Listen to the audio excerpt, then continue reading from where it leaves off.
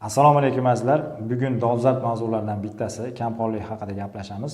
Qonni uy sharoitida ko'paytirishni juda yaxshi biladi hamma. Nimalar qon ko'paytirish, qizilchani so'qi, molni tili va hokazolar shularni yesangiz ham, qilsangiz ham qonish ko'paymayotgan bo'lsa, siz o'ylagan darajada ko'paymayotgan bo'lsa, keyin yana tushib ketayotgan bo'lsa, siz e'tibor qaratishingiz kerak bo'lgan narsalar bor. Bu birinchisi mis degan element bor. Bu mineral hisoblanadi. Mis oldingi insonlar bilsiz, mis samovarlarda, mis choynaklarda choy ichishgan, mis idishlardan foydalanishgan. Mis elementi bizning organizmimizda qon yaxshi so'rilishi, o'zlashtirilishligi uchun eng kerakli elementlardan bittasi hisoblanadi. Mis elementi kamligini qayerdan sezishingiz mumkin? Sochlarga erta oq tushadi, charchoq, immunitet pasayib ketadi. Shundan bilsangiz bo'ladi. Mis nimalarda bor? Mis kunjutda bor. Kunjut iste'mol qilasiz, obeddan keyin iste'mol qilasiz. Plus yana qora alicha qoqisida bor, qora slivani qoqisida bo'ladi. Shundan iste'mol qilasiz. O'rik qoqi, pista bodom sotadiganlarda bo'ladi. Xo'p, qon yaxshi o'zlashtirilishligi uchun yana nima kerak? Olma sirkasi kerak bo'ladi. Olma yoki uzum sirkasi ovqatdan keyin yoki ovqatga qo'shib bir osh qoshiqda ovqatdan keyin suv bilan, iliq suv bilan yoki ovqatga qo'shib iste'mol qilsangiz ham bo'ladi. Qon o'zlashtirilishligi uchun aynan olma sirka yoki uzum sirkasi kerak bo'ladi. Va vitamin B12.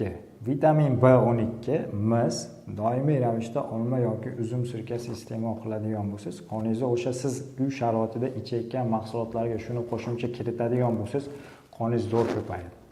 Mayiz deysizmi, qizilcha deysizmi, olma sabziga aralashtirib yoki molni tili deysizmi, jigar deysizmi, nima iste'mol qilsangiz ham qon ko'paytiradigan. Aynan o'sha men aytib o'tgan elementlarni qo'shadigan bo'lsangiz, 2 barobariga oshadi. Xo'p, keyin bilingki, inson qoni har oyda yangilanadi. Har bir oyda sizni tomirlaringizda oqayotgan qon yangilanib boradi. Shuning uchun qon kamligi bu oylab davom etadigan bir kasallik emas. Kamqonlik bu shunchaki to'g'ri ovqatlanish orqali to'g'ri kerakli bo'lgan vitamin, minerallarni olish, to'g'ri ovqatlanish, kerakli vitamin, minerallarni to'g'ri vaqtida iste'mol qilish orqali qonni ko'tarsa bo'ladi. Keyin eng asosiysi bizning fikrlarimiz, har doimgidek fikrlarimiz, meni qonim kam chiqdi, men kam qonman ekan degan o'y xayol fikr bilan yuradigan bo'lsangiz, ongiz xo'p bo'ladi xo'jayin deydi, bizning qonimiz kam ekan deydi.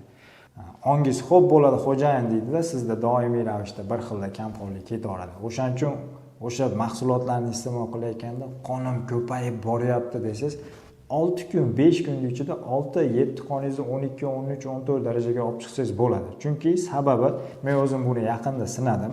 Ko'p sink iste'mol qildim. Shu kerak edi. Organizmda mis elementi kamaydi, sochga oq tushish boshlandi. Keyin shunday balansni to'g'riladimda, qon ham kamaydi. Qonim 13-14 yuradi, qon ham kamaydi. Bir hafta 10 kunga qolmasdan qonim yana o'sha 9 men uchun kam qon hisoblanadi. Qonim yana 13-14 holatga keldi. Aytmoqchi bo'lganim, o'sha fikrlar orqali qonim ko'payyapti degan saringiz organizm sizga o'sha qonni ko'proq ishlab chiqaradi. Agar miyangizda qonim kam ekan degan fikrni aylantirib yuraveradigan bo'lsangiz, ongiz xo'p bo'ladi xo'jayin deydi, qonni kam holatda ushlab turadi. Shuning uchun organizmga birinchi navbatda o'sha hujayralarga buyruq yetib borishligi uchun mana fikrlarda to'g'ri nazorat qiling, fikrlar to'g'ri signal bersin. Organizm yosharyapti, qonim ko'p, organizmim kundan kunga qayta tiklanyapti deydigan bo'lsangiz, shuni qaytarib 200 ta, 300 talab qaytarib yuradigan bo'lsangiz, bu sizning ongi ostingizga singib kiradi. Ana undan keyin sizning sog'lig'ingiz tiklanishi oson bo'ladi. Azizlar, bugungi videomizni shu yerda yakunlaymiz. Obuna bo'ling, kuzatishda davom eting, foydali bo'lgan ma'lumotlarni berib boramiz.